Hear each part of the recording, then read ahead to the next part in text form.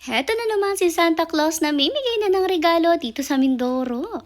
Hello Pack members! Welcome back to Housekeep Pack TV. For today's video, eto na nga po pala yung video kung saan mamimigay na ng regalo si Mother sa mga kapamilya niya dito sa Mindoro. Kaso nga lang, medyo nahirapan silang bumiyahe kasi nga may mga parte dito na talagang bahang-baha kasi alam niyo naman bago magpasko talaga ay ulan ng ulan at hindi talaga maganda yung panahon. Dahil rin nga sa matinding ulan ay ayan umapaw na nga daw yung ilog at hindi talaga ako sure kung ito yung ilog na umapaw pero kita niyo naman mataas na talaga. Anyways, una nga pinuntahan ni na Mother ay dito sa may mall para nga mamili pa sila ng ilang mga pangregalo dahil kulang pa nga yung mga pangregalo pero nila. Dahil Christmas rush nga, alam nyo naman kung anong madadat na ni na Mother dito. Saan damakmak na pila kaya naman talaga nagtagal rin sila dito. Buti na lang nga hindi gaanong bored kasi nga nakita din niya dito ulit ang mother ni Mom Christine. O diba ang galing talaga ng mga pangyayari. Talagang dito pa sila nagkita ulit. Anyways, after nila dyan sa mall, heto nga diretso na nga sila dito sa may mga bilihan at dito sila dumiretso sa parang grocery dito na maliit. Ito lang rin kasi talaga yung mas malaki ng grocery na madadaanan nga nila along the way at kaya naman sila dumaan dito ay para mabilhan nga nila ng konting pang grocery ang family or ang mga parents ni Mother. Noong umuwi nga ng Mindoro si na Mother, alam nyo naman na nag-grocery rin sila para nga kina Inay at Tatay tapos kasama rin nga natin si Inay noon. Pero ngayon hindi na nga niya sinama rin si Inay dahil papunta pa nga lang rin sila doon at isa pa madali na rin talaga mangalay si Inay kapag nakatayot palakad. Binili na nga lang rin ni Mama kung ano yung sa tingin niya ay kakailanganin pa ng mga Inay at Tatay at yung mga dalas na iniuulam rin nila at gagamitin nga sa bahay. Lalo na rin nga niya dinamihan yung instant na oatmeal kasi yan na lang rin nga talaga yung nakakain ni Tatay dahil alam nyo nga may katandaan na si Tatay at medyo